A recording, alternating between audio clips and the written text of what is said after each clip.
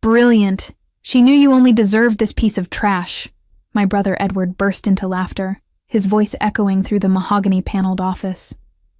I sat there, stunned, clutching the brass key that Harrison Phillips, our family attorney, had just handed me.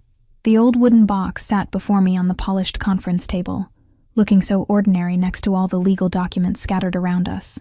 My name is Bethany Crow, and at 37 years old, I never imagined this moment would feel so humiliating.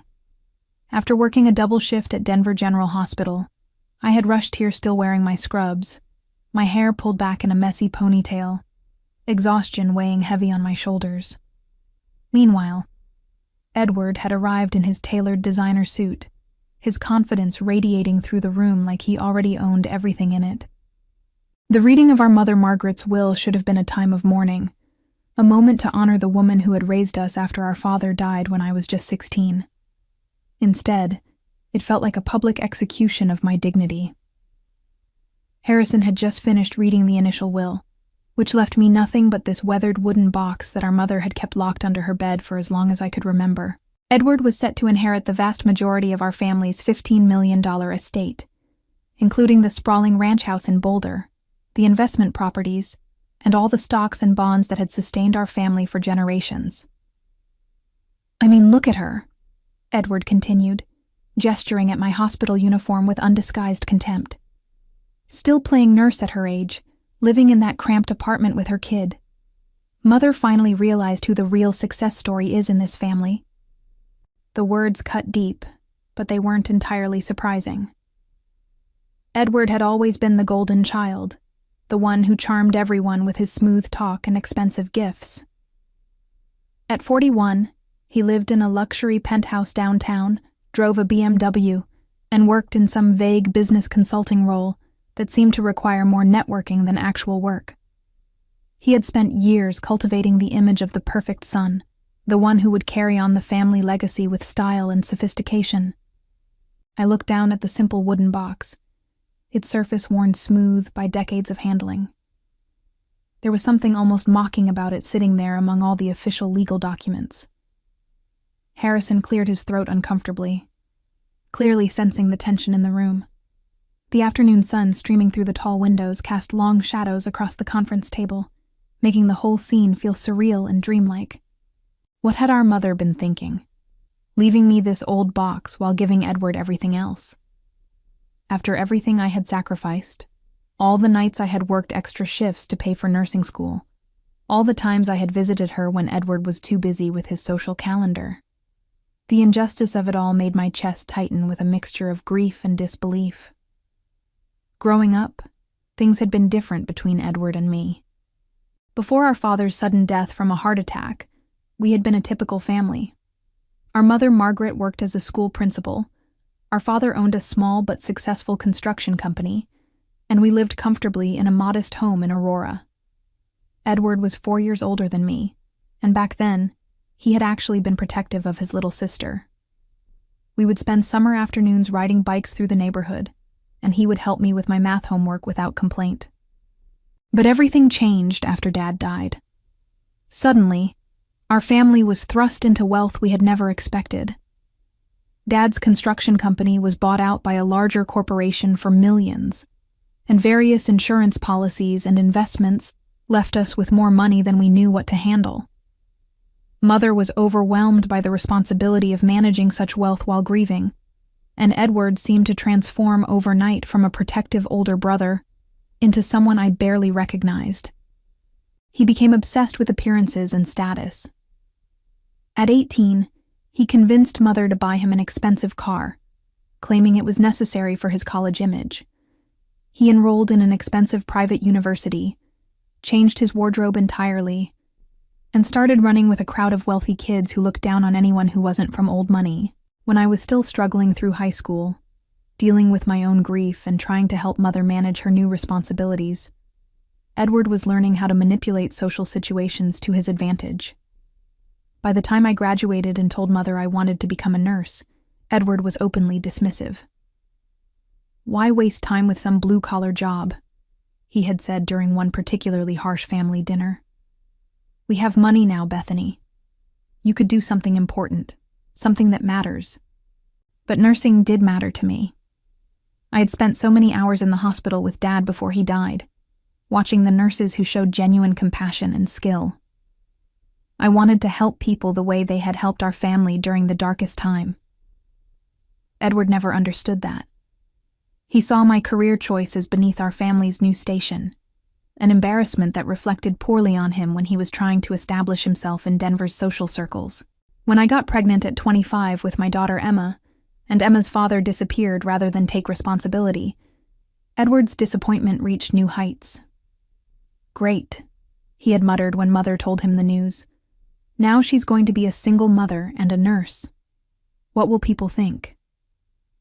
Mother had been supportive through it all, helping with Emma when she could, and never making me feel ashamed of my choices. But I had noticed over the years how Edward worked to undermine my relationship with her. He would make subtle comments about my financial struggles, my long work hours, the small apartment Emma and I shared. He painted himself as the responsible son who was building something important, while portraying me as the daughter who was content with mediocrity. Sitting in that conference room now, I realized just how effective his campaign had been. Somehow, he had convinced our mother that he deserved the lion's share of our family's wealth.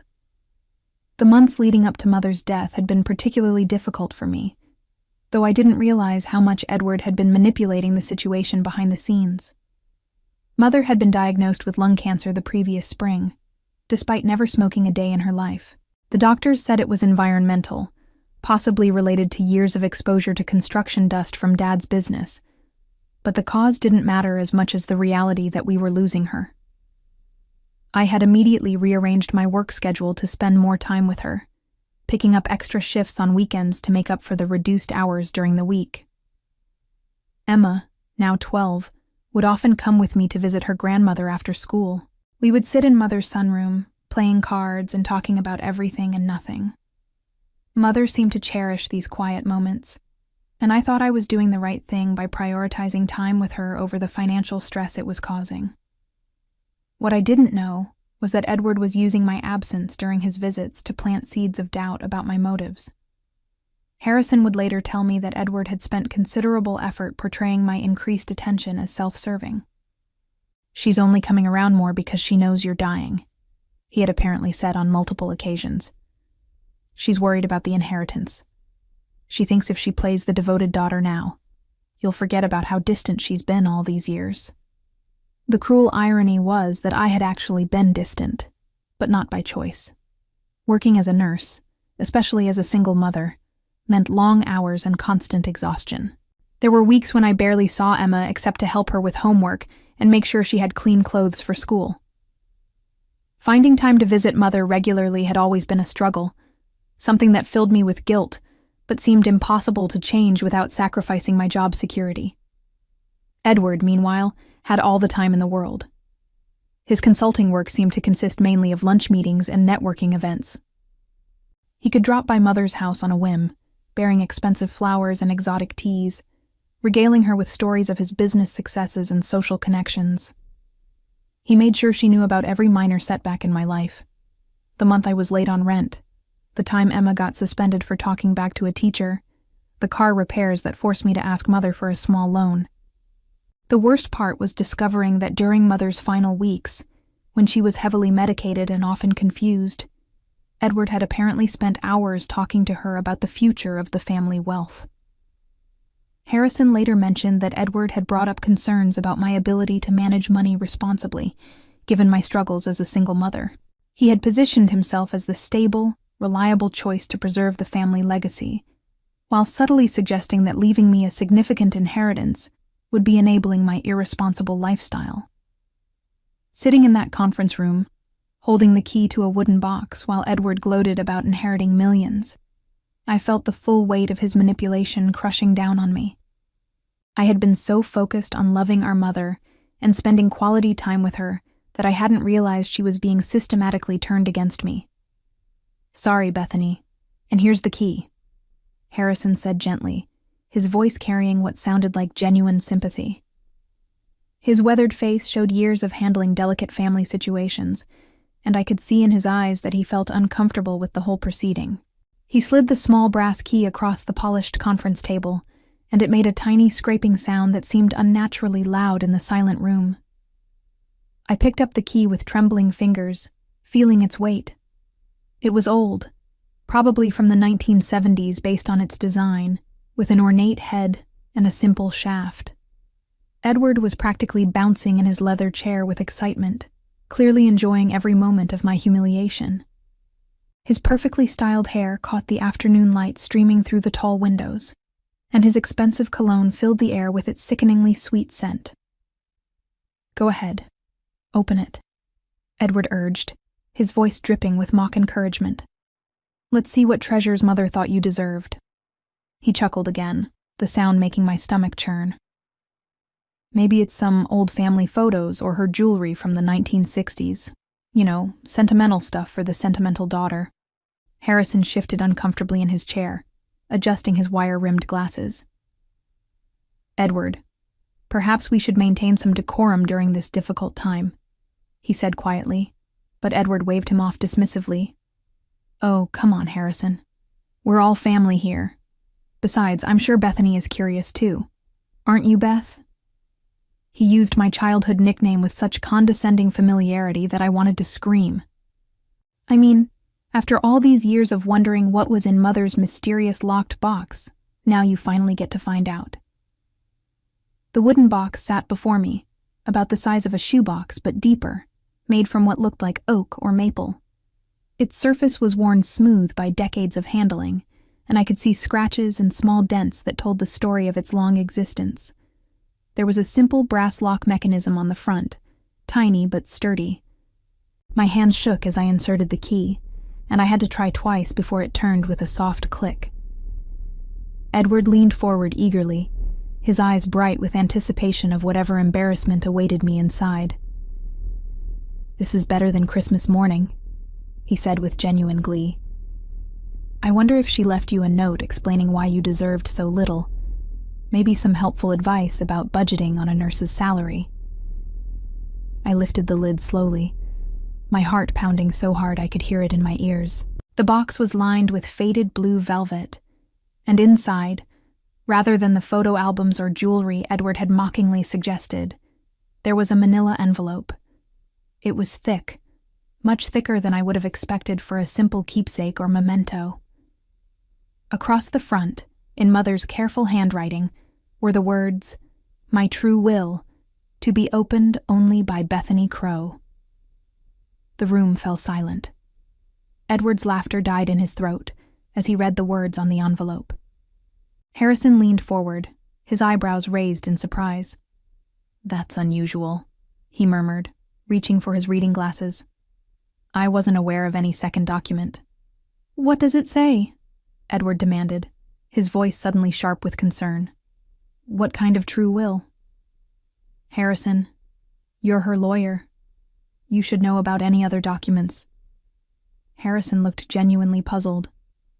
"Margaret never mentioned any additional paperwork to me. This is highly irregular." He gestured toward the envelope. "May I see that, Bethany?" My hands were shaking so badly I could barely hold the envelope steady. The paper felt heavy, substantial, like it contained much more than just a letter. Through the manila, I could feel what seemed like multiple documents, possibly even photographs. "My true will," I read aloud, my voice barely above a whisper. Edward's confident demeanor was beginning to crack around the edges. "This is ridiculous," he said, but his voice had lost its earlier smugness. "There's no such thing as a true will. Harrison, tell her this doesn't mean anything. The real will is the one you just read." Harrison adjusted his glasses and leaned back in his leather chair, his expression troubled. "I have to admit, this is unprecedented in my 40 years of practice.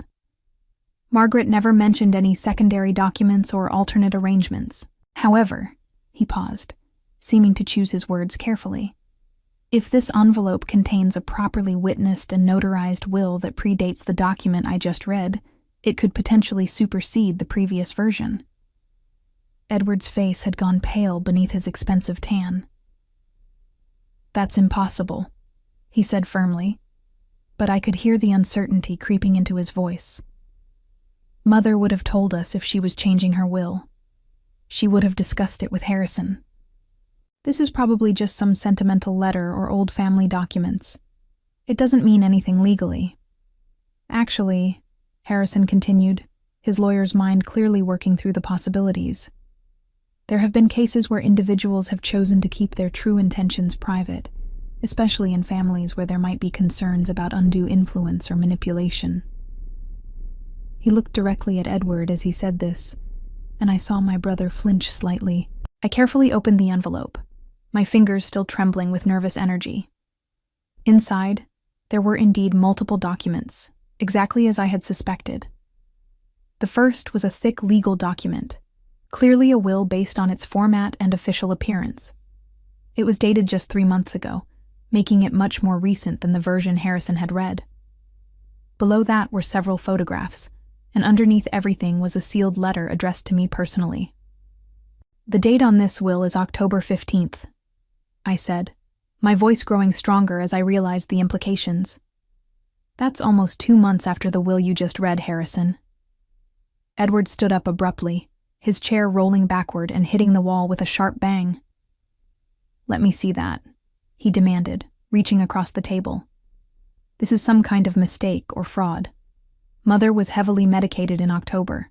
She wasn't thinking clearly. Harrison held up a hand to stop Edward's advance. Please, let's handle this properly. Bethany, may I examine the document? I handed him the will with hands that were no longer shaking. As he began to read, his eyebrows climbed higher and higher on his forehead. After several minutes of careful review, he looked up with an expression of amazement. This appears to be a legitimate legal document, he said slowly. It's properly formatted, notarized, and witnessed. According to this will, Margaret Crow leaves 80% of her estate to Bethany Crow and 20% to Edward Crow. He paused, letting the words sink in. Furthermore, there's a detailed explanation of her reasoning for this distribution. The blood drained completely from Edward's face. He stood frozen for a moment, then suddenly exploded into action. That's impossible, he shouted, grabbing the edge of the conference table. She promised me the majority. We discussed it dozens of times. She knew I was the responsible one, the one who would preserve the family wealth. Edward, please calm down, Harrison said firmly. Let me finish reading the supporting documents. But Edward was beyond calm. His carefully constructed facade of sophistication and control was crumbling before my eyes. This is a fake, he declared, his voice rising to a near scream. Someone forged this. Maybe Bethany did it herself. She had access to Mother's house. She could have planted this box. This whole thing is a setup. I found my voice at last. Edward, stop. Just stop. The words came out stronger than I felt inside, but seeing his panic gave me confidence. You know Mother always kept that box locked. You've made jokes about it for years, wondering what was inside. This isn't a fake. Harrison continued reading, his expression growing more serious with each page. There are extensive notes here detailing Margaret's observations over the past several years. It appears she documented numerous instances of what she perceived as manipulative behavior and financial pressure from Edward, while also noting Bethany's consistent care and sacrifice. Harrison cleared his throat and began reading from Mother's letter, his voice taking on a formal legal tone. I have spent the last several years carefully observing both of my children, and I have come to understand that my initial assessment of their characters was fundamentally flawed. I was influenced by Edward's charm and apparent success, but I failed to see the manipulation beneath his polished exterior. Edward slammed his hand on the conference table, making all the papers jump. This is insane, he shouted. She was dying, Harrison. She was on morphine, and who knows what other medications. She wasn't competent to make these kinds of decisions. Harrison held up a finger for silence and continued reading. Edward has spent the past 5 years pressuring me for advances on his inheritance, claiming various business opportunities that required immediate capital. When I refused, he would become angry and manipulative, suggesting that my unwillingness to support him showed a lack of faith in his abilities. He made it clear that he expected the majority of the estate and felt entitled to it based on his education and social connections. My jaw dropped as Harrison read these words. I had known Edward was materialistic and entitled, but I hadn't realized he had been actively pressuring Mother for money. No wonder she had seemed stressed and worried during her final months. I had attributed her anxiety to her illness, never imagining that her own son was adding financial pressure to her emotional burden. Meanwhile, Harrison continued, Bethany has never asked me for anything beyond small emergency loans, which she always repaid promptly. She works double shifts to support her daughter, while still finding time to visit me regularly. When I was diagnosed with cancer, she immediately rearranged her entire schedule to spend more time with me, despite the financial hardship this caused her family. Edward's confident posture completely collapsed. He sank back into his chair, his face flushed with rage and humiliation. She turned her against me, he muttered, but the words lacked conviction. Bethany must have said something, poisoned her mind somehow. Harrison wasn't finished reading. I have included photographs of the gifts Edward brought me during my illness, all of which had price tags still attached, showing that he considered these visits a financial investment rather than expressions of love. I also have documentation of the 3 separate occasions when he asked me to revise my will to increase his share, claiming that Bethany's lifestyle choices made her unfit to handle substantial wealth. The photographs Harrison mentioned were indeed in the envelope, and as he spread them out on the conference table, I could see the evidence of Edward's calculated approach to caregiving. Expensive flower arrangements with price tags visible, bottles of wine that still bore the store stickers showing their cost, even gift cards that highlighted their denominations. Each image told the story of someone who thought love could be purchased and measured. The final reason for my decision, Harrison read, his voice growing quieter, is that I have observed Bethany's genuine grief over her father's death and her authentic care for me during my illness. Edward's visits always included requests for money or discussions about inheritance. Bethany's visits were simply about spending time together. One child sees me as a bank account. The other sees me as a mother. Edward stood up slowly, his movements mechanical and strange. His face had gone from red to white, and he was staring at the photographs spread across the table like they were evidence of a crime. "This can't be happening," he whispered. "I planned everything so carefully. I was supposed to inherit the money. I need that money." The desperation in his voice was unlike anything I had ever heard from my confident, manipulative brother. For the first time in 20 years, Edward's mask had completely slipped away. The transformation in Edward was immediate and devastating. His perfectly styled hair fell across his forehead as he bent forward, gripping the edge of the conference table like it was the only thing keeping him upright. The expensive suit that had made him look so confident and successful just minutes ago now seemed like a costume he was wearing for a role he had lost. "You don't understand," he said, his voice breaking with desperation. "I've already made commitments based on this inheritance. I bought the penthouse assuming I would have the money to pay for it. I've been living on credit for months, waiting for this day." Harrison folded the documents neatly, his professional demeanor never wavering despite the drama unfolding before him. "According to the legitimate will, the one your mother intended to be her final testament, you will inherit 20% of the estate, Edward. That's still approximately $3 million. Most people would consider that quite substantial." $3 million? Edward's voice rose to almost a shriek. "I was counting on 12 million. Do you know what I owe? The mortgage on the penthouse alone is $8,000 a month. The car payments, the credit cards, the country club membership I can't afford to cancel because of my business connections." He ran his hands through his hair, destroying his careful styling. "I built my entire lifestyle around getting that inheritance." I watched my brother's meltdown with a mixture of satisfaction and genuine shock. I had never seen him lose control like this, had never realized how precarious his financial situation really was. All these years, I had envied his apparent success while struggling to make ends meet on a nurse's salary, never imagining that his wealth was largely an illusion, built on borrowed money and future expectations. Furthermore, Harrison continued calmly, your mother included specific instructions that your 20% inheritance be placed in a trust with structured payments over 10 years, specifically to prevent you from squandering it impulsively. She was quite thorough in her planning. The words hit Edward like physical blows. A trust meant he couldn't access the full amount immediately, couldn't use it to solve his pressing financial crisis. His face crumpled completely, and for a moment, he looked like the frightened little boy I remembered from our childhood, the one who used to cry when Dad scolded him for breaking something. Edward's final desperate act came without warning. In a burst of rage that seemed to consume all his remaining composure, he drew back his fist and punched the mahogany-paneled wall behind him with tremendous force. The sound echoed through the quiet office like a gunshot, and I saw his knuckles split open immediately, blood beginning to drip onto Harrison's expensive carpet.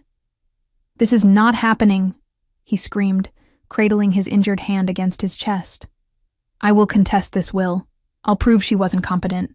I'll drag this through court for years if I have to." Harrison stood up slowly, his patience finally at its limit. "Edward, I need you to understand something very clearly. Your mother came to me 3 months ago, completely lucid and accompanied by 2 additional witnesses specifically to ensure the validity of this document. She anticipated that you might challenge her decision, so she took extraordinary precautions to make the will legally unassailable." The lawyer walked over to his filing cabinet and retrieved another thick folder. "She also provided me with extensive documentation of her mental competence, including recent medical evaluations and cognitive assessments. Furthermore, she recorded a video statement explaining her reasoning, specifically addressing her concerns about your behavior and her confidence in Bethany's character." Edward's breathing was becoming rapid and shallow, and I could see sweat beading on his forehead despite the cool temperature in the office. His injured hand was leaving small drops of blood on his expensive suit jacket, creating dark stains that seemed symbolic of his entire situation. "She knew," he whispered, the realization finally hitting him. "She knew exactly what I was doing, and she was planning this the whole time." He looked at me with something approaching hatred. "While you were playing the perfect daughter, she was setting me up to fail." I found my voice, surprised by how steady it sounded. "No, Edward. While I was being a loving daughter, you were proving exactly why she made the right choice." Edward's lifestyle collapsed almost immediately after the will reading. Within 3 months, he was forced to sell his luxury penthouse at a significant loss when he couldn't maintain the mortgage payments. His BMW was repossessed, and his country club membership was revoked for non-payment of dues. The social circle that had once admired his apparent wealth abandoned him when they learned about his financial struggles and his mother's letter documenting his manipulative behavior. His consulting business, which had relied heavily on networking and the appearance of success, crumbled as potential clients lost confidence in someone who couldn't manage his own finances. Edward's attempts to contest the will failed miserably when the court reviewed Margaret's extensive documentation of her mental competence and her detailed reasoning for the inheritance distribution. While the legal fees consumed much of his reduced inheritance, leaving him bitter, broke, and alone. As I established the Margaret Crow Foundation for Single Mothers in Nursing, using a portion of my inheritance to help women facing the same struggles I had overcome, I realized that my mother's final gift had been far more valuable than money alone. She had shown me that genuine love and sacrifice would always triumph over manipulation and entitlement, and that sometimes the most profound revenge comes not from seeking to harm those who wronged you, but simply from living authentically while watching them face the natural consequences of their own choices. In the end, Mother had taught me that the greatest victory isn't defeating your enemies, but discovering that you never needed their approval to build a meaningful and fulfilling life.